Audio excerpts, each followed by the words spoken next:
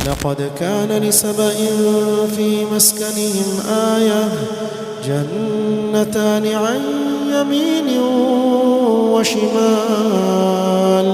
Dari Qasasul Quran, kisah-kisah di dalam Al-Quran, yakni runtuhnya negeri Sabah.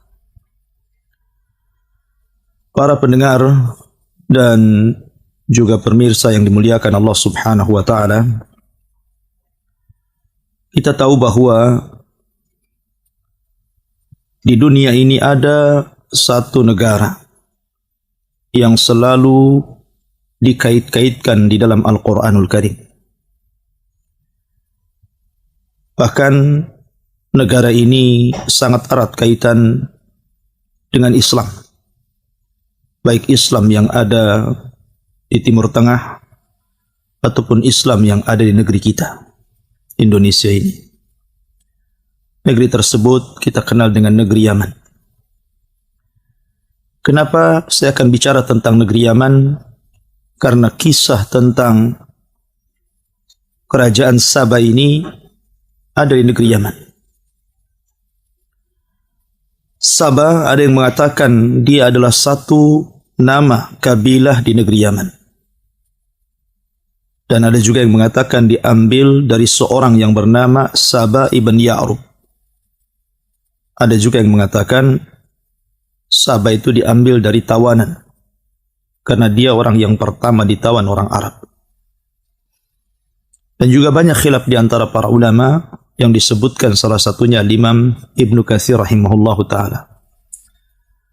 Tetapi bagaimanapun al-ibrah bi umumil lafdi la bi khususi sabab.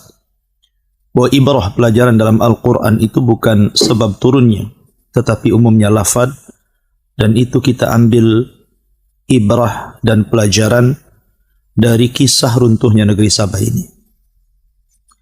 Sebelum saya ceritakan kepada kaum Sabah ini ada erat kaitannya dengan kisah Nabiullah Sulaiman dan Ratu Balqis.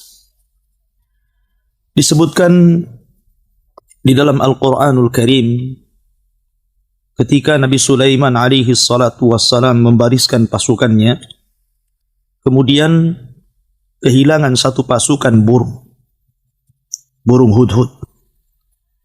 Ketika itu Nabiullah Sulaiman alaihi salatu wassalam marah, bahkan mengancam, lau adzibannahu adzaban syadida aw la adzbahanna aw la ya'tiyanni bi sultanin mubin. Kalau seandainya hudhud itu tidak segera datang, maka saya akan siksa dengan siksa yang sangat keras, atau saya sembelih, atau dia membawa bukti yang jelas tentang alasan ketidakhadirannya atau keterlambatannya. Maka selang sesaat tiba-tiba pasukan burung hudhud itu datang, kemudian memberikan alasan dan mengatakan di hadapan Nabiullah Sulaiman alaihi salatu wassalam bahwa dia telah terbang ke sebuah tempat dan melihat ada satu kerajaan yang sangat megah dan mewah, tetapi dipimpin seorang wanita. Hudhud pun mengatakan, inni wajadtu imra'atan tamlikuhum wa utiyat min kulli syai'in walaha arsyun azim. Kata Hudhud, sesungguhnya aku mendapati seorang wanita yang menjadi raja pada negara tersebut, dan wanita itu diberikan segala sesuatu dan juga kerajaan yang sangat besar. Tetapi nikmat yang begitu besar terhadap wanita tersebut sayang. Mereka bukan para penyembah Allah Subhanahu wa Ta'ala. Karena Hudhud mensifati tentang kisah Balqis, dia mengatakan, wajadtuha wa qaumaha ya'buduna lisyamsi min dunillah. Aku dapati mereka menyembah matahari dan bukan menyembah Allah Subhanahu wa Ta'ala. Wa zayyana lahumus syaitanu a'malahum fasaddahum 'anis sabil fahum la yahtadun. Dan syaitan telah menghiasi perbuatan-perbuatan mereka dan juga menghalang-halangi mereka dari jalan Allah Subhanahu wa Ta'ala, dan mereka tidak mendapatkan petunjuk kepada hidayah. Singkat cerita, kemudian Sulaiman pun mengirim surat kepada Ratu Balqis ini agar beriman kepada Allah Subhanahu wa taala, kalau tidak maka negaranya akan diserang. Akhirnya kemudian ketika mendapatkan surat tersebut, Ratu Balqis pun kemudian rapat besar bersama para pembesarnya, dan para pembesar menyarankan untuk melawannya dengan alasan bahwa kita negeri yang kuat, negeri yang banyak pasukan, kenapa kita tidak berperang? Tetapi Ratu Balqis adalah ratu yang sangat lembut. Dia tidak mau ada pertumpahan darah. Dia ingin membujuk Sulaiman agar tidak menyerangnya dengan memberikan hadiah yang banyak. Tapi Sulaiman tidak berhajat dengan hadiah. Dia seorang nabi. Dia hanya menginginkan umat manusia beriman kepada Allah Subhanahu wa taala, bukan ingin kaya. Maka hadiah itu dibalikkan lagi, kemudian mengancam Balqis kalau tidak beriman kepada Allah maka dia tetap menyerangnya. Akhirnya kemudian singkat cerita, setelah istana Balqis kemudian dipindah oleh Sulaiman dan menunjukkan bahwa Nabiullah Sulaiman adalah nabi yang Allah berikan segala sesuatunya melebihi para nabi dan rasul yang lainnya. Dari situlah maka belakangan Balqis beriman kepada Sulaiman.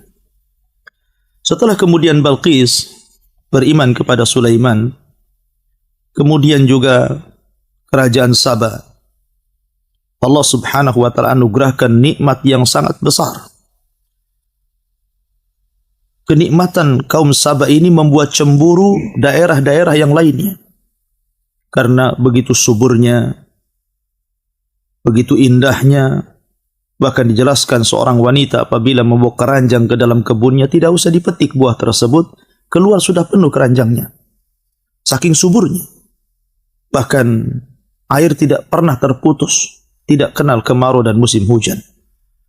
Dari situlah Allah Subhanahu wa taala berikan nikmat yang luar biasa kepada negeri Saba, sehingga dibicarakan oleh negeri-negeri yang lainnya tentang keindahannya. Dan itu nikmat yang sangat besar. Disitulah setelah kemudian masa berlalu, Ratu Balqis meninggal dunia. Kemudian juga disebutkan oleh sebagian athar, diutus kepada mereka banyak para nabi. Ada yang mengatakan 12 nabi, ada yang mengatakan 17 nabi, wallahu a'lam. Yang jelas bahwa diutus kepada mereka kaum Saba ini para nabi. Dan kita tahu tugas para nabi adalah menyerukan kepada manusia agar menyembah Allah dan menjauhi sesembahan selain daripada Allah Subhanahu wa taala alias taghut. Allah mengatakan, "Walaqad ba'atsna fi kulli ummatin rasulan an i'budullaha wajtanibut taghut." Dan kami utus pada tiap-tiap negeri seorang rasul. Bahkan bukan hanya seorang rasul. Buktinya negeri Saba beberapa rasul. Bahkan dalam surah Yasin dijelaskan ada satu daerah yang diutus 3 rasul sekaligus. Tugas mereka hanya satu, mentauhidkan Allah, mengajak manusia untuk mengesahkan Allah, mengajak manusia untuk menunggalkan Allah dan menjauhi sesembahan selain daripada Allah alias taghut. Itu tugas mereka. Lah kemudian sebagian beriman dan sebagian kufur. Dan itulah tabiat dakwah. Orang yang menyerukan kepada tauhid, pasti manusia akan terpecah menjadi 2 kelompok. Ada yang ikut, ada yang menolak. Yang menolak terpecah menjadi berapa kelompok. Ada yang menolak tapi diam saja, tapi ada juga yang menolak dengan cara kemudian membantah, bahkan kemudian melawan. Ya. Dan itulah tabiat dakwah. Apabila seorang mendakwakan dakwah tauhid, pasti seseorang akan diuji, bahkan terkadang juga bukan hanya diuji, tapi terkadang juga disakiti. Ma'asyiral muslimin, para pendengar dan pemirsa yang dimuliakan Allah Subhanahu wa taala. Negeri Saba ini adalah negeri yang sangat indah. Yang sangat indah sekali. Bahkan dikatakan di zaman itu negeri tersebut adalah sebesar-besarnya kebaikan yang Allah berikan kepada negeri tersebut. Dan mereka demikian karena mereka sangat erat memegang Taurat. Ketika Allah Subhanahu wa taala berkahi negeri tersebut disebabkan karena mereka memegang Taurat. betul-betul mereka beragama di atas agama ahli kitab. Dan di zaman itu agama itu adalah agama yang paling hak. Karena memang belum datang kepada mereka Islam, belum lahir Nabi sallallahu alaihi wa ala alihi wasallam. Tetapi kemudian seiring dengan Nabi mereka satu persatu kemudian meninggalkan mereka, meninggal. Maka dijelaskan pada pada abad yang keempat sebelum Masehi, mulailah kemudian mereka bergeser. Tauhid mereka bergeser menjadi para penyembah berhala. Kemudian pada abad ke-8 Masehi sebelum Masehi, mulailah mereka kembali menyembah matahari, bulan, bintang, sebagaimana dahulu di masa kerajaan Balqis sebelum masuk Islam kepada agama Sulaiman alaihi salatu wassalam. Dan kita tahu bahwa dosa yang tidak terampuni adalah dosa syirik. Dan justru syirik itulah yang mengundang adab Allah subhanahu wa ta'ala. Yang mengundang adab Allah subhanahu wa ta'ala. Akhirnya kemudian Allah subhanahu wa ta'ala pun murka karena mereka kemudian melakukan dua kekufuran. Pertama, kufur nikmat. Ketika Allah subhanahu wa ta'ala berikan kesenangan kepada mereka, setiap safar mereka tidak perlu bawa bahasa kita mungkin zat, ya, perbekalan. Kenapa? Karena 10 hari mereka berjalan, di kiri kanan mereka ada kebun dan buah-buahan. Mereka tinggal petik saja. Ya, mereka tinggal petik. Ya. Plus juga mereka diberikan keamanan. Mereka safar ke kabilah manapun tidak ada yang mencuri. Karena semua kaya. Semua Allah berikan nikmat. Dan yang lebih parah, mereka kufur, bukan hanya kufur nikmat, tapi kufur dalam agama. Mereka mulai menyembah berhala, menyembah matahari, menyembah bulan, menyembah bintang, dan begitu seterusnya. Dari sini Allah subhanahu wa ta'ala mengirimkan tikus-tikus besar, sebesar kucing. Akhirnya kemudian menggerogoti bendungan Ma'rib, yang merupakan bendungan yang membendung air di antara dua bukit. Dari sinilah seluruh kebun-kebun Sabah dialiri. Ketika kemudian bendungan itu dihancurkan oleh Allah, digerogoti oleh tikus-tikus besar, akhirnya terjadi bencana hebat, maka Allah subhanahu wa ta'ala mengirim banjir dan meluluhlantakkan negeri Sabah, sehingga tidak tersisa satupun tumbuh-tumbuhan kecuali hanya 3 saja. Dan itu disebutkan dalam Al-Quranul Karim, dhawatai ukulin khamtin wa aslin wa syai'in min sidrin qalil. Hanya 3 tumbuh-tumbuhan saja. Ya. Pertama, tumbuhan khamtin. Khamtin itu tumbuhan yang berduri, tapi buahnya tidak bisa dimakan karena pahit. Kemudian aslin. Aslin tidak berbuah. Pohonnya berduri, hanya bisa untuk diambil naungannya. Kemudian wasyai'in min sidrin qalil, ma'ruf buah sidr. Pohon sidr kadang berbuah setahun sekali, itu pun tidak mencukupi mereka. Dan itu azab Allah subhanahu wa ta'ala. Bahkan bukan hanya itu saja, dikirim kepada mereka berbagai macam hama, yang dulunya tidak ada rayap, tidak ada lalat, tidak ada ulat, tidak ada binatang-binatang kecil yang membahayakan mereka. Tapi setelah Allah subhanahu wa ta'ala mengazab negeri Ma'rib, negeri Sabah, maka sampai hari ini negeri tersebut tidak sesubur yang diceritakan Al-Quran, dan menjadi cemburu seluruh kabilah-kabilah Arab karena indah dan suburnya, karena Allah menggambarkan baldatun thayyibatun wa rabbun ghafur, negeri yang baik dan Allah zat yang maha mengampun. Kita baca sedikit tentang kisah Sabah yang disebutkan dalam suratus Sabah. Allah subhanahu wa ta'ala berfirman, laqad kana li saba'in fi maskanihim ayah. Sungguh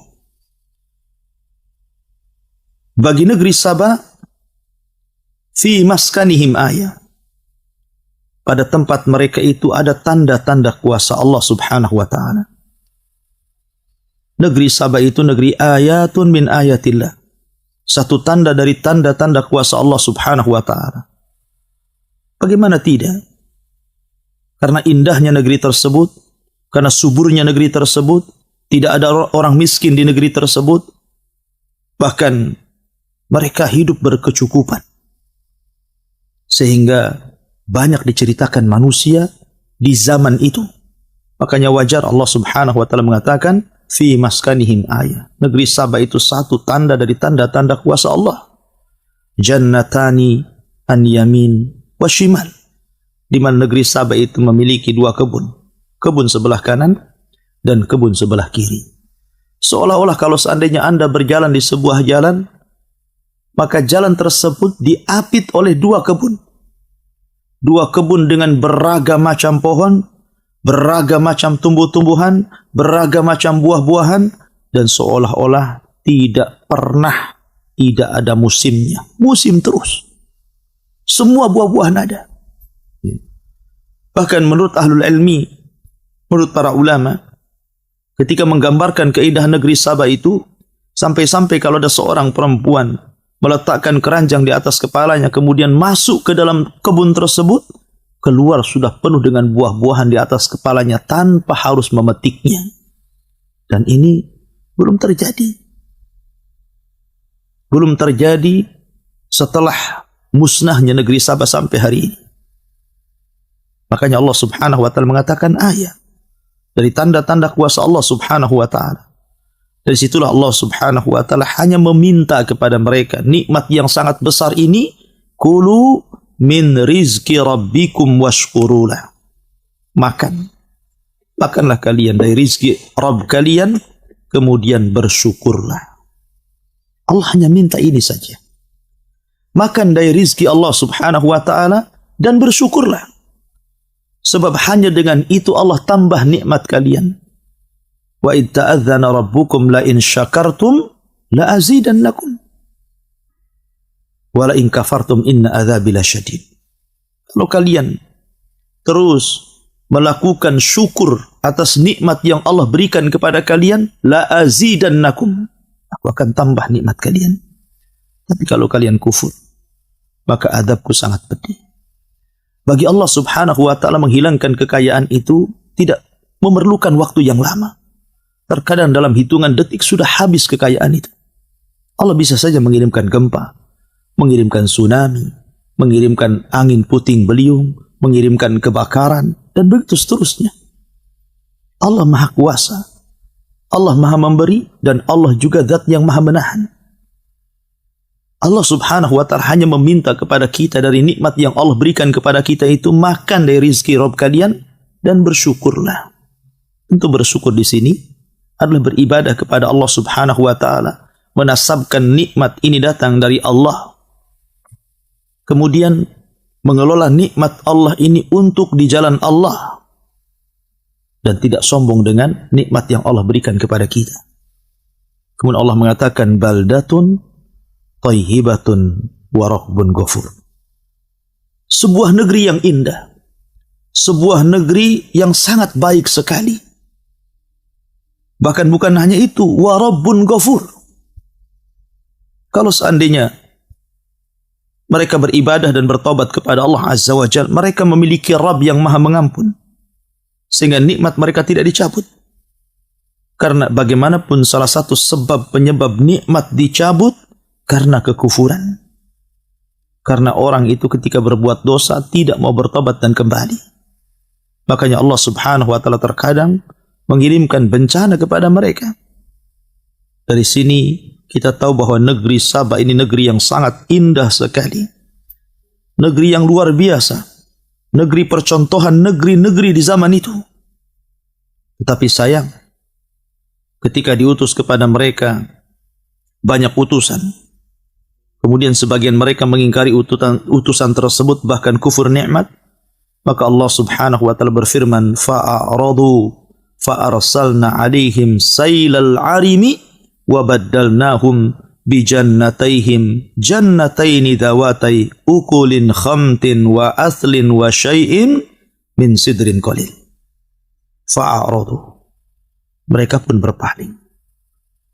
Mereka berpaling. Mereka tidak mau menerima dakwah, menolak dakwah, mulai kufur nikmat. Ya, karena Allah yang berfirman, kalla innal insana la yatgha an ra'ahu istaghna. Sekali-kali tidak. Terkadang orang itu ketika melampaui batas itu disebabkan karena Allah berikan kecukupan. Makanya sering saya katakan bahwa kekayaan itu bukan alamat kebaikan. Terkadang kekayaan itu alamat keburukan. Betapa banyak orang-orang yang sebelum Allah berikan kekayaan mereka dekat dengan Allah Azza wa Jalla. Tapi setelah kemudian Allah kuasakan kepada mereka dunia, Allah bentangkan, akhirnya kemudian mereka pun kufur nikmat. Sebagaimana Nabi SAW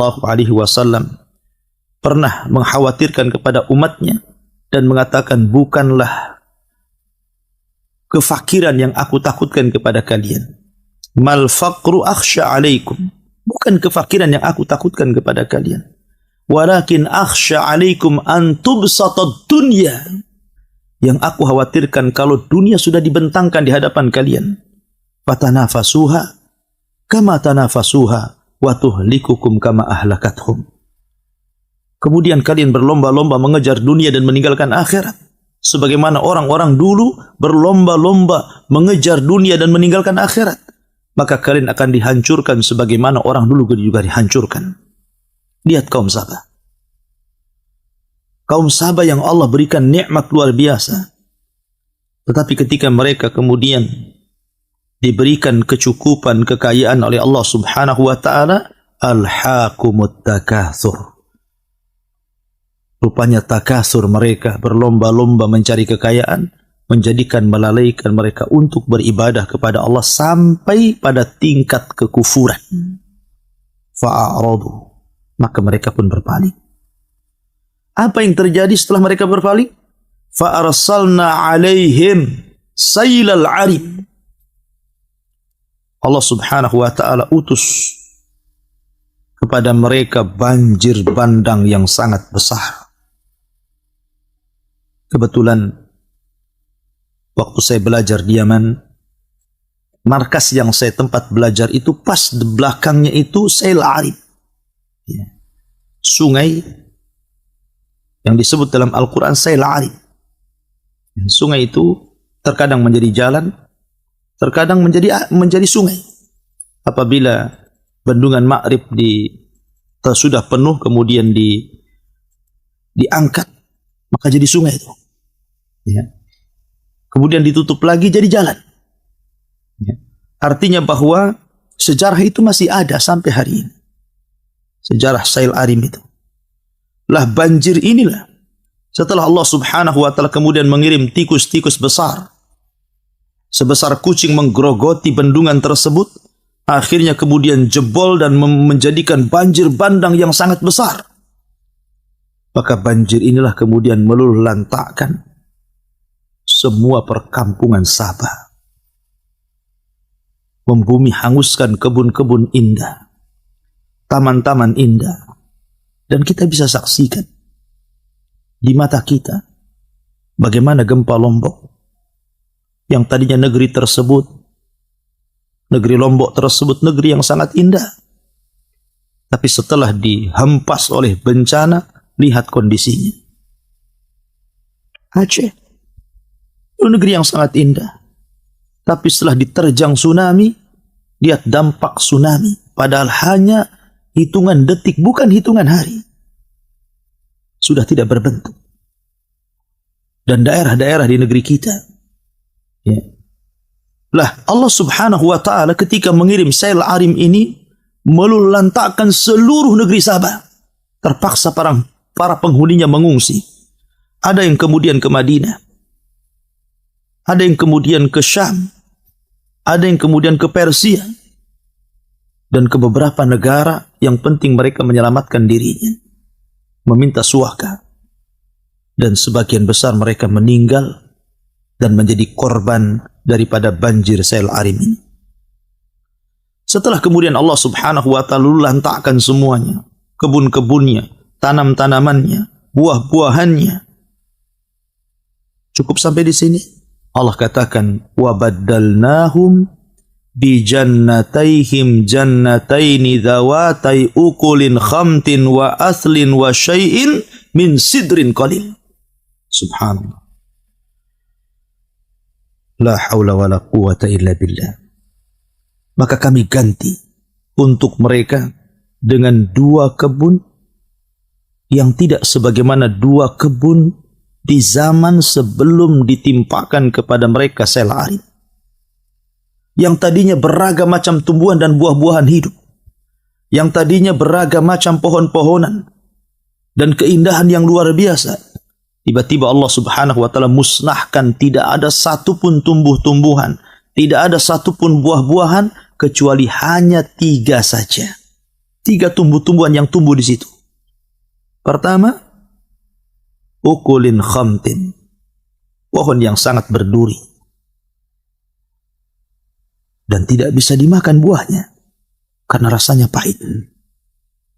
Kemudian wa athlin, pohon yang sangat besar tapi tidak berbuah, hanya diambil naungannya saja. Kalau orang kemudian musafir, capek, panas, maka berlindung dari pohon aslin. Wa syai'in min sidrin qalil, dan sedikit dari pohon sidr. Pohon sidr juga sama, pohon yang berduri dan berbuah setahun sekali. Itu pun buah kecil-kecil yang tidak mencukupi untuk mereka makan. Maka Allah Subhanahu wa taala berfirman, "Dzalika jazainahum bima kafaru." Begitulah kami balas mereka terhadap apa yang mereka perbuat dari kekafiran. Wa hal nujazi illal kafur. Dan tidaklah kami mengadab mereka kecuali karena kekufuran. Karena kekufuran. Itulah firman Allah Azza wa Jalla, "Wala in kafartum inna adzabi lasyadid." Kalau kalian kufur, ingat azabku sangat pedih. Dari sini banyak pelajaran yang kita petik daripada kisah Sabah ini. Bagaimana sebuah negeri yang tadinya Allah Subhanahu wa taala berikan nikmat yang begitu besar, harusnya dia bersyukur kepada Allah tapi kufur, akhirnya Allah Subhanahu wa taala tidak segan-segan untuk mengirim azabnya kepada negeri tersebut. Maka ini juga harusnya menjadi sebuah pelajaran bagi negeri kita. Negeri kita itu Allah berikan kekayaan. Di dalam perutnya banyak tambang. Di atas buminya tumbuh-tumbuhan, segala tumbuh-tumbuhan bisa tumbuh. Memiliki lautan dengan beragam macam ikan. Memiliki air yang bersih. Memiliki tambang yang banyak. Memiliki penghasilan-penghasilan yang luar biasa. Itulah gambaran negeri kita. Kalau seandainya penduduknya tidak beriman dan bertakwa, maka lambat laun kekayaan di negeri kita juga akan hilang. Bukankah Allah Subhanahu wa taala berfirman, "Walau anna ahlal qura amanu wattaqau lafatahna 'alaihim barakatin minas sama'i wal ardh." Kalaulah penduduk negeri itu mau beriman dan bertakwa, kami akan buka pintu langit dan bumi dan kami akan hujani mereka dengan berkah, dengan kebaikan. Tetapi kalau seandainya kadzabu, mereka berdusta kepada Allah, mendustakan Allah, mendustakan Rasul, menghina Allah dan Rasulnya, menghina syariat Allah dan syariat Rasulnya, maka Allah Subhanahu wa ta'ala tidak akan segan-segan mengirim azabnya, menghilangkan seluruh kekayaan di negeri kita ini. Oleh karena itulah maka marilah kita sama-sama meningkatkan takwa kita kepada Allah Azza wa Jalla, menjalankan seluruh perintah-perintah Allah Subhanahu wa ta'ala semampu kita, dan berusaha untuk menjauhi larangan-larangan Allah Subhanahu wa ta'ala dengan sekuat tenaga. Berusaha menikmati yang dihalalkan, berusaha menjauhi yang diharamkan. Itulah yang dikehendaki Allah Subhanahu wa ta'ala kepada kita. Kalau seandainya kita telah beriman dan bertakwa, maka Allah Subhanahu wa ta'ala akan mencabut di negeri tersebut kefakiran, kemiskinan, kesusahan, kelemahan, dan Allah Subhanahu wa ta'ala akan berikan kebaikan yang banyak. Allah berfirman, "Wa ja'alna bainahum wa bainal qura allati barakna fiha quran dhahiratan wa qaddarna fiha as-sayra." Dan kami jadikan di antara mereka dan di antara desa-desa yang kami berkahi padanya, desa-desa yang luar biasa. wa qaddarna fiha as-sayr, dan kami mudahkan perjalanan mereka. Allah ingin menggambarkan kepada kita betapa makmurnya negeri Saba. Anda bisa bayangkan 10 hari perjalanan, 10 hari 10 malam kita berjalan musafir dari satu daerah ke daerah yang lainnya. Mereka tidak memerlukan lezat, mereka tidak memerlukan semacam perbekalan.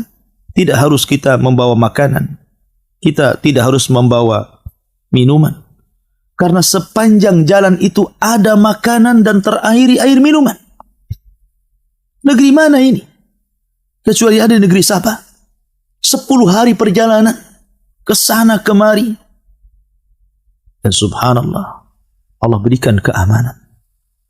Allah berikan keamanan yang luar biasa sampai Allah mengatakan siru fiha layaliya wa ayyaman aminin. Silakan kalian berjalan di siang hari, di malam hari, kalian akan aman. Walaupun seorang wanita berjalan sendirian, Allah berikan keamanan. Tidak ada yang mencuri, tidak ada yang berbuat jahat, tidak ada yang merampok. Karena itu tidak mungkin terjadi. Allah telah limpahkan kepada kaum Saba, hampir semuanya kaya, tidak berhajat kepada harta. Jadi apa kejahatan yang akan mereka lakukan? Menyebarnya dan banyaknya kejahatan itu biasanya di negeri miskin. Ya. Ketika orang susah mencari rizki, susah mencari ekonomi, kemudian Allah subhanahu wa ta'ala takdirkan negeri tersebut juga tidak diangkat-angkat kemiskinannya karena kekufurannya. Terkadang kalau orang kurang iman, kurang ilmu, kurang takwa, mereka bisa saja kemudian merampok, mencuri, mencopet, dan lain sebagainya. Tapi negeri Saba ini negeri yang makmur, negeri yang kaya. Sehingga Allah subhanahu wa ta'ala berikan keamanan, berjalan kemana saja mereka tanpa mau berbekal karena banyak makanan di sana dan di sini. Ya. Akhirnya, karena mereka sudah terlena dengan kekayaan Allah subhanahu wa ta'ala, wa faqalu rabbana ba'id baina asfarina wa dhalamu anfusahum faja'alnahum ahaditha wa mazzaqnahum kulla mumazzakin inna fi dhalika la ayatin likulli sabarin syakur. Karena mereka itu sudah kenyang, makanan banyak melimpah, akhirnya mereka berdoa dengan doa yang buruk. Aneh, lihat. Harusnya orang yang diberikan nikmat berdoa agar ditambah nikmatnya. Tapi kaum Saba ini dasar mereka kufur nikmat. Mereka justru berdoa kepada Allah Azza wa Jal. Mereka meminta kepada Allah agar ketika safar tidak diberikan makanan kepada mereka. Kalau bisa mereka safar itu dalam posisi lapar. Padahal mereka diberikan kekayaan, kiri kanan kebun, tinggal memetik saja. Ya. Tapi mereka tidak mau seperti itu. Mereka mau miskin dalam perjalanan. Sehingga mereka mengatakan, ya Allah, ba'id baina asfarina, jauhilah di antara safar-safar kami. Maksudnya jauhi dari makanan-makanan, jauhi dari minum-minuman, karena kami ingin merasakan betapa bagaimana rasanya orang yang safar itu dalam posisi tidak makan dan tidak minum. Mereka mau susah. Aneh. Mereka sudah diberikan nikmat, harusnya disyukuri nikmat itu, malah mau susah. Persis seperti kisah Bani Israel. Ketika mereka diberikan makanan lezat dari langit, ma'idatan minas sama. Makanan dari langit. Makanan yang lezat. Tiba-tiba mereka meminta kepada Musa makanan yang tidak enak. Mereka mendolimi diri mereka sendiri. Makanya Allah juga mengatakan, wa dhalamu anfusahum. Dan mereka zalim terhadap diri mereka. Makanya saya juga terkadang heran di lingkungan kita ini. Ada orang kaya yang Allah limpahkan rezeki kepada mereka. Terkadang bukan hanya bakhil kepada orang lain, dia pun bakhil kepada diri sendiri. Padahal dia sanggup membeli makan yang enak, membeli lauk pauk yang enak. Dia lebih memilih uangnya disimpan dan tidak mau disedekahkan untuk orang lain, bahkan untuk dirinya sendiri bakhil. Terkadang pakaian sholatnya biasa-biasa saja, itu pun kalau sholat. Mereka tidak paham ketika mereka mati. Yang pertama kali berpisah dari mereka adalah harta. Sebelum keluarga. Karena keluarga berpisah itu setelah diantarkan Anda ke kuburan, baru Anda ditinggalkan. Jadi ada orang-orang yang mendolimi diri mereka. Harusnya seseorang itu bersyukur atas nikmat Allah subhanahu wa ta'ala. Kita boleh menikmati apapun yang Allah subhanahu wa ta'ala nikmatkan kepada kita selama itu halal. Kita boleh memakan makanan yang enak, meminum minuman yang enak selama itu halal dan penuh berkah. Dan jangan lupa bersedekah kepada orang lain. Bersedekah kepada orang-orang susah, orang fakir, orang miskin, anak yatim. Karena itu bentuk kelembutan hati, dengan sebab itulah hidayah Allah masuk ke dalam hati kita. Maka Allah subhanahu wa ta'ala berfirman, وَظَلَمُوا أَنفُسَهُمْ, tapi mereka mendolimi diri mereka sendiri. Apa terjadi? وَجَعَلْنَاهُمْ أَحَادِيث, maka kami jadikan cerita mereka menjadi buah bibir di semua tempat dan daerah. Ya, karena itu tanda-tanda kuasa Allah. Negeri Sabah, negeri yang menjadikan pembicaraan semua daerah setelah terjadi azab Allah. Setelah kemudian Allah kirimkan banjir yang sangat besar. Kemudian sebagian mereka pergi ke Syam, sebagian mereka pergi ke Irak, sebagian mereka pergi ke Persia, sebagian mereka pergi ke Madinah. Maka akhirnya kemudian bapak-bapak mereka menceritakan kepada anak-anaknya, menceritakan kepada cucu-cucunya. Akhirnya menjadi buah bibir dan cerita di semua tempat. Termasuk Al-Quran juga ikut menceritakannya. Allah mengatakan, وَمَزَّقْنَاهُمْ كُلَّ مُمَزَّقٍ, maka Allah subhanahu wa ta'ala hancurkan sehancur-hancurnya negeri itu. Na'udzubillah. Inna fi dzalika la ayatin likulli sabbarin syakur. Ini semua sebenarnya menjadi tanda bagi orang-orang yang mau sabar. Sabar ketika menjalankan ketaatan, sabar ketika menjauhi kemaksiatan, sabar ketika menerima takdir dan putusan Allah, baik yang baik ataupun yang buruk. Kemudian syakur, dan pelajaran bagi orang-orang yang mau bersyukur. Kisah yang banyak dicatat dalam sejarah-sejarah Arab, karena Saif ibn Ziyazan ini adalah raja yang terakhir yang memimpin Yaman dari keturunan Himyar dari kerajaan Sabah. Ma'ruf, kerajaan Sabah dulu dipimpin oleh seorang ratu namanya Balqis. Lah, raja yang terakhir itu namanya Saif ibn Ziyazan. Inilah tokoh yang kita akan kisahkan di malam hari ini. Ma'asyiral muslimin yang dimuliakan Allah subhanahu wa ta'ala, ketika antum semua membaca surat Al-Buruj, maka dalam surah Al-Buruj itu ada satu kisah yang disebut dengan Ashab Al-Ukhdud. Ashabul Ukhdud. Dan Ashabul Ukhdud itu terjadi di beberapa tempat, di beberapa negara. Pertama terjadi di Irak di zaman Nabi Allah Ibrahim alaihi salatu wassalam. Yang kedua terjadi di Mesir di zaman Fir'aun laknatullah alaihi. Kemudian yang ketiga terjadi di Persia, Iran, dan yang terakhir terjadi di Yaman. Itulah kisah Ashabul Ukhdud. Ashabul Ukhdud itu artinya orang-orang yang membuat api, kemudian memasukkan orang-orang yang beriman, dibakar hidup-hidup di situ. Disebut Ashab al-Ukhdud.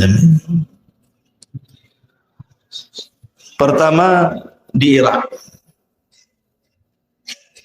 Korbannya siapa? Nabiullah Ibrahim alaihi salatu wassalam dimasukkan ke dalam api oleh Namrud, Raja Babil. Kemudian yang kedua di Mesir. Korbannya siapa? Seorang wanita tukang sisir putri Fir'aun.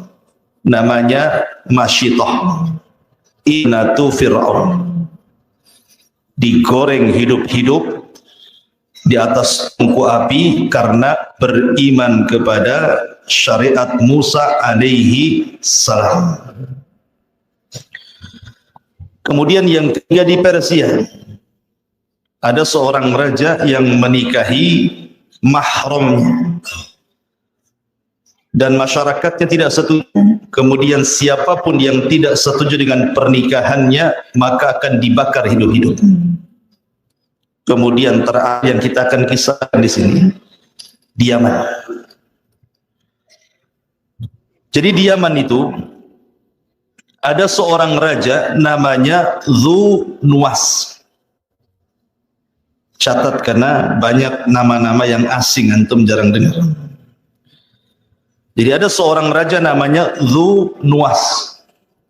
Itulah raja yang pernah berkuasa dari raja-raja Himyar yang ada di Yaman. Lah Dzu Nuwas ini yang tadinya beragama Nasrani akhirnya menjadi Yahudi. Tetapi Najran masyarakatnya itu agamanya Nasrani. Lah Dzu Nuwas ini kejam sekali. Siapapun yang tidak menurut perintah dia, tidak masuk ke agama Yahudi, maka akan dibakar hidup-hidup. Lah pembakaran hidup-hidup itu pernah dilakukan Dzu Nuwas itu bukan hanya 1, 200, 1000, 2000, tidak, sampai 20.000 jiwa dimasukkan ke parit api. Kisahnya diabadikan dalam Suratul Buruj.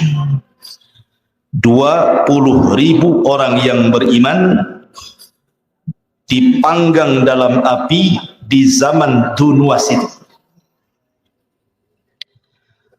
Lah ketika Dzu Nuwas berkuasa ini kejam sekali. Kemudian orang-orang Yaman pun meminta kepada negara Romawi yang ketika itu berkuasa di Syam untuk menolong orang-orang Nasrani yang diintimidasi, disiksa dan ditekan oleh Dzu Nuwas ini. Akhirnya Raja Romawi kemudian mengirim surat ke Ethiopia agar negara Ethiopia yang sama-sama beragama Nasrani ketika itu mengutus pasukan untuk menghancurkan Najran dan membunuh Dzu Nuwas. Akhirnya dikirimlah oleh Raja Habasyah Ethiopia 2 jenderal kebanggaan. Pertama Ar-Riyad, yang kedua Abroha yang kelak akan menghancurkan Ka'bah itu. Dikirimlah pasukan besar dipimpin 2 jenderal Ar-Riyad dan juga Abroha berangkat dari Ethiopia menuju Yaman. Sesampainya di Yaman, maka pasukan besar dari Ethiopia ini menghancurkan Najran dan membunuh Dzu Nuwas. Maka berkuasalah ketika itu sebagai pengganti Dzu Nuwas adalah Ar-Riyad. Tetapi Riyad kemudian dibunuh oleh Abroha. Maka Abroha lah yang berkuasa di Yaman mengikut hukum Habasyah Ethiopia.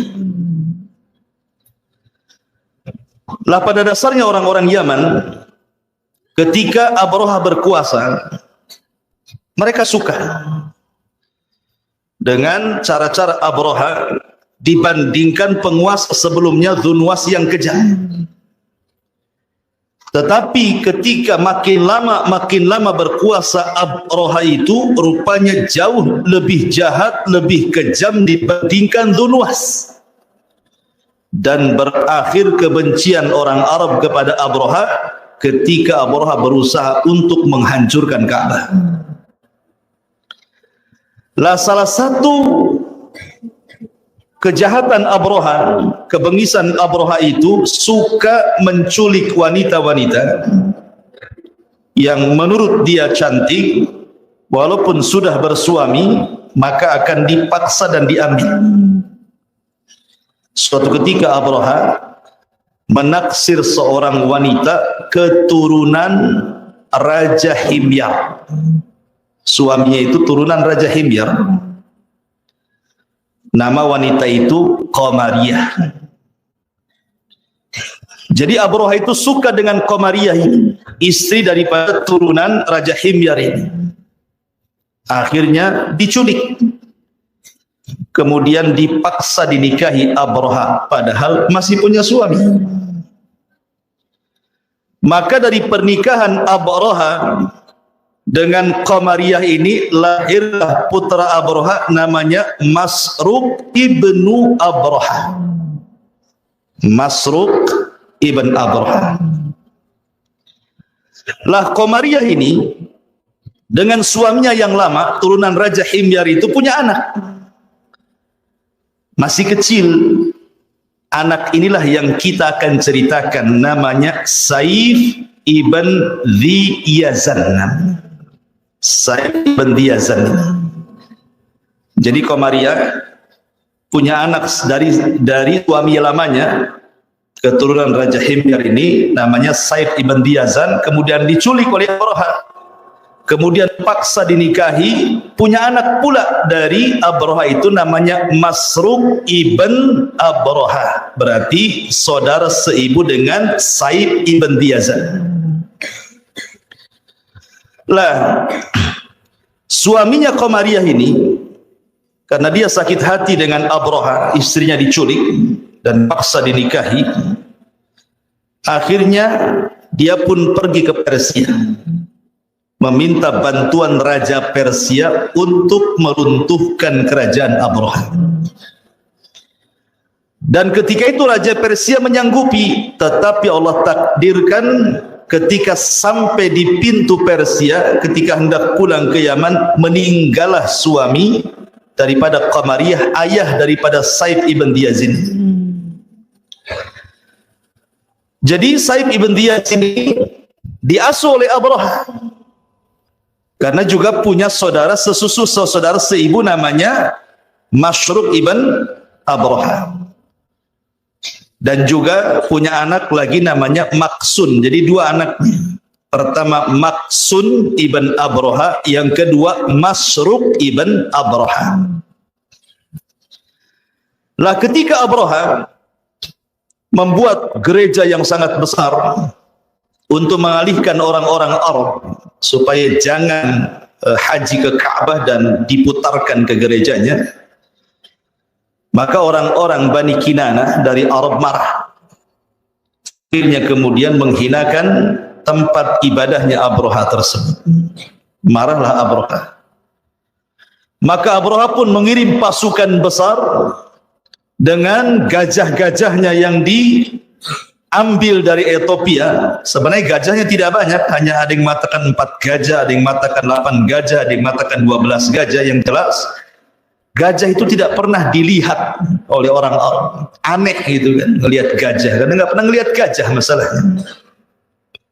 Berangkatlah Abraha dan pasukan dan gajah-gajahnya menuju Mekah.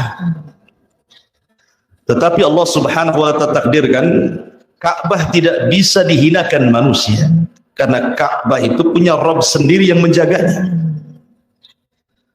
Maka terjadilah peristiwa yang diabadikan dalam Al-Quran. Alam tara kaifa fa'ala rabbuka bi ashabil fil alam yaj'al kaidahum fi tadlil wa arsala alaihim tayran ababil tarmihim bihijaratin min sijil faja'alahum ka'asfin ma'kul. Suratul Fil menceritakan kisah Abraha. Singkat cerita, maka Abraha pun diserang oleh burung ababil, sempat diselamatkan dan dibawa ke Son'a, tetapi kemudian usianya tidak lama meninggal. Maka tahta kekuasaan Abraha di Yaman kemudian jatuh ke tangan putranya namanya Maksun ibn Abraha.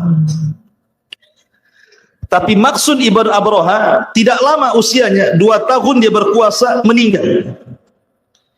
Kemudian tahta itu jatuh ke tangan adiknya namanya Masruq ibn Abraha.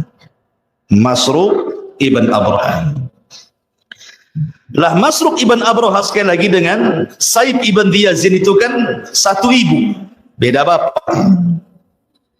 Sementara Saib ibn Diyazin ini dirahasiakan oleh ibunya siapa ayahnya. Jadi dari kecil ini Saib ini disangkanya dia anak Abraha. Jadi ketika sudah sama-sama dewasa, berselisihlah antara Masruq dengan Saib ibn Diyazin ini. Tiba-tiba kemudian Masruq mencela Saib dan mencela ayahnya. Jadi Saib ini berpikir, sementara ini dikiranya dia orang Ethiopia, turunan Ethiopia, rupanya bukan. Mengadulah dia kepada ibunya dan bertanya, sebenarnya saya itu anak siapa? Maka ibunya bercerita bahwa kamu itu anak dari seorang raja turunan Himyar ibn Tabah yang kekuasaannya direbut oleh Abraha dan ibumu diperbudak oleh dia. Dari situlah Saib dendam dengan orang-orang Ethiopia.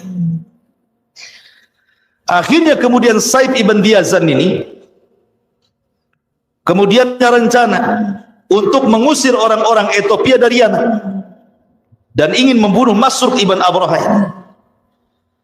Berangkatlah dia ke Syam meminta bantuan kepada Raja Romawi agar mengambil alih kembali kekuasaan ayahnya yang diambil orang-orang Ethiopia oleh Abraha dan turunannya. Tapi sayang, orang-orang Romawi, kerajaan Romawi tidak mau. Kenapa? Karena antara dengan Romawi itu dari segi keyakinan sama-sama Nasrani. Kecewalah siapa? Saib ibn Diyazan. Karena kecewa akhirnya, kemudian dia pun berusaha mencari cara. Terpikirlah dia punya teman namanya Nu'man ibn Munzir, salah satu tokoh dari tokoh-tokoh Himyar juga yang ada di Irak. Berangkat dia ke Irak, kemudian berdiskusi dengan Nu'man ibn Munzir soal kekuasaan yang ada di Yaman. Kata Nu'man ibn Munzir, sebaiknya kamu minta bantuan ke Persia. Saya setiap setahun sekali biasanya berniaga ke Iran, ke Persia. Nanti pada waktunya kita sama-sama berangkat, kita minta bantuan Persia. Akhirnya pada waktu yang ditentukan, Saib ibn Diyazan dengan Nu'man ibn Munzir, ini sama-sama putra penguasa Himyar, kemudian berangkat ke Persia. Datanglah ke Raja Persia ketika itu, Kisra. Awalnya Raja Persia tidak mau nolong. Buat apa ngirim pasukan ke Yaman? Yaman nggak ada apa-apanya, pergi saja.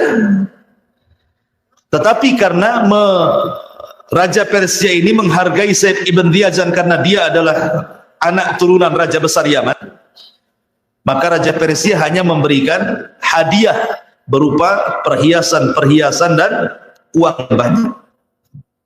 Pulanglah Saib ibn Diyazan ini membawa hadiah dari Raja Persia, tapi di tengah jalan hadiah itu dibagi-bagikan kepada fuqara dan juga masakin. Jadi ketahuan sama pasukannya Persia ini, dilaporkan ke raja. Marah raja itu, kok dikasih hadiah malah dibagi-bagikan kepada orang-orang miskin. Akhirnya ditangkap, kemudian dihadapkan ke raja. Raja bertanya, kamu tidak menghargai hadiah? Harusnya kau bawa hadiah itu ke Yaman. Kenapa kau bagi-bagikan di sini? Kata Saib ibn Diyazan, tujuanku ke Persia ini bukan ingin dapat hadiah. Tujuanku ini supaya engkau mengirim pasukan, membawa pasukan ke Yaman, usir orang-orang Ethiopia, nanti kau yang kuasa di sana. Akhirnya kemudian Raja Persia ini berpikir, ya sudah kalau begitu satu malam kau menginap di sini. Maka Saib ibn Diyazan pun menginap di istana Kisra Persia itu. Lah akhirnya kemudian Raja Persia ini pun berdiskusi dengan para menterinya, para wazirnya, para mustasyarnya, kemudian berdiskusi apakah kita tolong atau tidak. Rupanya salah satu mustasyirnya ini, penasihat raja, punya ide.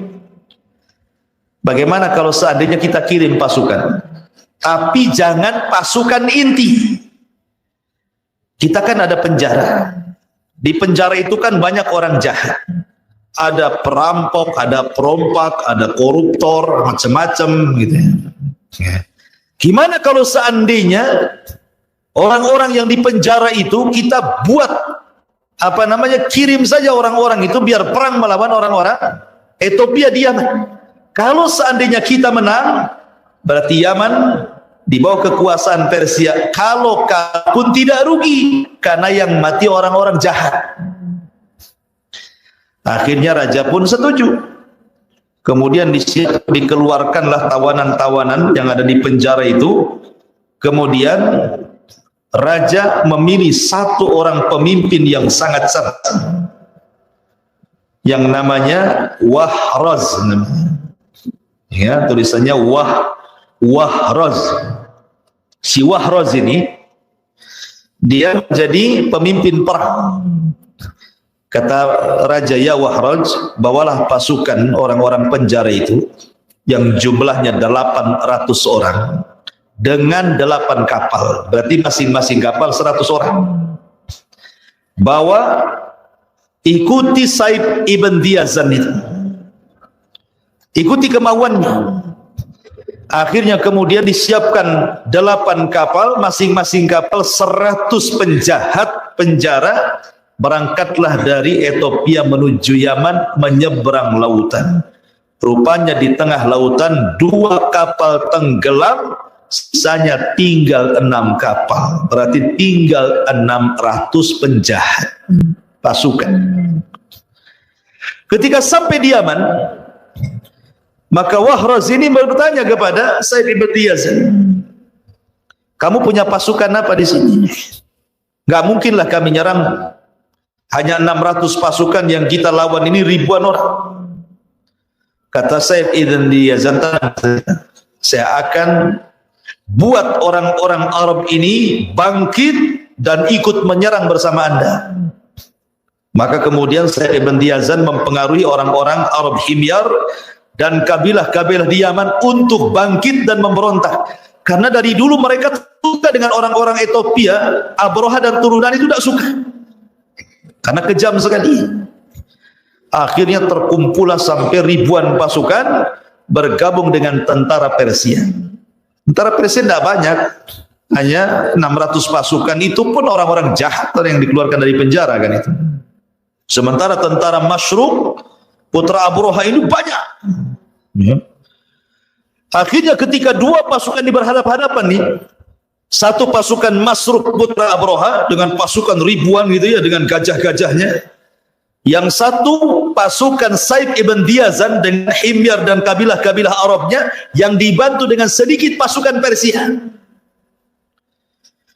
Akhirnya Wahraz pun kemudian dalam peperangan itu berhasil membunuh Masruk ibn Abroha. Ketika berhasil membunuh Masruk itulah, maka pasukan tunggang langgang kemudian Saib ibn Diyazan berhasil melumpuhkan orang-orang Ethiopia Yaman, sehingga 2/3 pasukan jadi tawanan dan sepertiganya lari tunggang langgang entah kemana. Ya. Masyarul muslimin yang dimuliakan Allah Azza wa Jalla, setelah kemudian dimenangkan oleh Saib ibn Diyazin, Masruk sudah meninggal dan orang-orang Habasyah sudah banyak yang ditawan, sebagiannya pulang ke Habasyah dan sebagian lagi bersembunyi. Akhirnya kemudian Masruk pun menjadi raja yang terakhir daripada raja-raja Himyar yang menduduki tahta di Son'a Yaman. Dan pasukan Persia pulang, sehingga ketika itu kerajaan Himyar yang dipimpin oleh Saib ibn Diyazin setiap tahunnya harus bayar upeti dikirim ke Persia. Berarti di bawah hukum Persia. Itulah kenapa Persia masuk negeri Arab itu. Di sini ceritanya. Ya. Lah Saib ibn Diyazin ini, ikhwatul fillah muliakan Allah Azza wa Jalla, setelah dia berkuasa jadi raja, dibicarakan orang-orang Arab. dibicarakan orang-orang Arab, dan orang Arab senang karena bisa mengusir penjajah dari tanah mereka kembali ke Ethiopia. Lah salah satu yang datang dari pembesar-pembesar kabilah Arab untuk mengucapkan selamat dengan terpilihnya Raja Said ibn Diyazin ini adalah kakeknya Nabi SAW, namanya Abdul Muttalib. Ya. Jadi Abdul Muttalib datang dari Haram menuju Son'a Yaman untuk mengucapkan selamat atas terpilihnya Said ibn Diyazin menjadi Raja Himyar terakhir dan menguasai Yaman dan mengusir para penjajah Akhbas, orang-orang Habasyi Ethiopia, pulang lagi ke Habasyah. Dalam percakapan Abdul Muttalib dengan Said ibn Diyazin ini, karena Said ibn Diyazin ini, ikhwan, cerdas orangnya. Dia punya pengetahuan, suka baca. Lah, dia punya ramalan. Jadi suatu ketika dia berjumpa dengan Abdul Muttalib, dia terkesan dengan Abdul Muttalib. Jadi dia pun meminta dengan Abdul Muttalib untuk duduk berdua dan membicarakan empat mata. Maka kemudian Abdul Muttalib pun berdialog dengan Said ibn Diyazin hanya berdua saja. Kata Said, ini rahasia, hanya aku yang tahu, katanya. Kemudian kata Said ibn Diyazin, ya Abdul Muttalib, wahai Abdul Muttalib, sesungguhnya sebentar lagi akan lahir seorang yang akan memimpin aku. Dia terlahir yatim, namanya Muhammad. Bapaknya meninggal, diasuh kakeknya 2 tahun. Kemudian kakeknya meninggal, akan meninggal dan akan diasuh paman, dan dia akan menguasai bangsa Arab, bahkan menguasai dunia. Dan saya lihat itu ada pada turunan, kata Abdul Muttalib. Gak benar ini katanya. Tetapi Said ibn Diyazin dengan yakin bahwa itu ada pada turunan Abdul Muttalib. Kemudian Said ibn Diyazin mengatakan kepada Abdul Muttalib, saya wasiatkan kepadamu, kalau dia sudah lahir, jaga dia, jangan sampai diketahui orang-orang Yahudi. Kalau seandainya orang-orang Yahudi tahu ini akan jadi penguasa Arab dan penguasa dunia, pasti mereka akan membunuhnya. Jadi diwanti-wanti sama Said ibn Diyazin ini Abdul Muttalib ini. Lah, ma'asyiral muslimin yang dimuliakan Allah Azza wa Jalla, Allah takdirkan kemudian Said ibn Diyazin ini dibunuh secara apa namanya, ightial itu pengecut, oleh orang-orang Habasyah yang dendam dengan Said. Jadi ada beberapa orang yang memang menginginkan membunuh Said ibn Diyazin ini, dan berhasil. Akhirnya Said ibn Diyazin pun kemudian meninggal dunia di tangan musuh-musuhnya dari kalangan Ahbas, kalangan orang-orang Habasyah Ethiopia. Akhirnya kemudian tidak ada lagi terus kerajaan Himyar di Yaman Son'a, dan ketika itu lahirlah Rasul kita Muhammad sallallahu alaihi wasallam, dan dakwahnya sampai ke negeri Yaman persis seperti yang diisyaratkan oleh Said ibn Diyazin. Akhirnya Nabi SAW menjadi penguasa Arab, menguasai Yathrib, menguasai Mekah, menguasai Madinah, menguasai suku-suku, sampai akhirnya ajarannya sampai ke Yaman, sampai ke Persia, sampai ke Romawi, bahkan sampai ke Jabal Uhud, ya, sampai ke sini. Ya. Karena kita umat Nabi SAW, itulah kisah tentang Ibn Diyazin. Mungkin antum baru dengar kisahnya. Ini kisah masyhur. Tetapi di antara kisah Said ibn Diyazin ini ada kisah khurafatnya. Kalau ini kan kisah yang faktanya yang dicatat oleh ahli sejarah, ada kisah khurafatnya. Apa kisah khurafatnya? Bahwa ibunya Said ibn Diyazin namanya Qomaria yang saya jelaskan itu bukan manusia katanya, tetapi jelmaan daripada jin. Jadi ibunya itu seorang jin. menjelma manusia, kemudian punya anak namanya Saif ibn Diyazin, sehingga Saif ibn Diyazin ini separuh manusia, separuh jin katanya. Tetapi ini kan khurafat, kisah khurafat, tidak perlu dibenarkan. Yang jelas bahwa kisah Saif ibn Diyazin ini dicatat oleh ahli sejarah sebagai permulaan nubuah kenabian Nabi sallallahu alaihi wasallam, bahwa Saif ibn Diyazin mengisyaratkan akan kenabian Nabi sallallahu alaihi wasallam, bahkan mewanti-wanti Abdul Muthalib untuk menjaga calon nabi ini dan jangan sampai ketahui orang-orang Yahudi. Itu sebelum wafatnya Saif ibn Diyazan, seorang raja dari raja-raja Himyar yang terakhir menguasai Yaman. Kerajaannya di Son'a Yaman sana. Dari sini secara garis besar khulasahnya berarti pertama, kekuasaan Ethiopia di Yaman itu hanya dikuasai oleh 3-4 raja. Pertama yang berkuasa Riyadh, kemudian Riyadh mati di tangan Abroha, naiklah Abroha. Kemudian Abroha meninggal karena dikutuk dan diazab oleh Allah dengan burung ababil.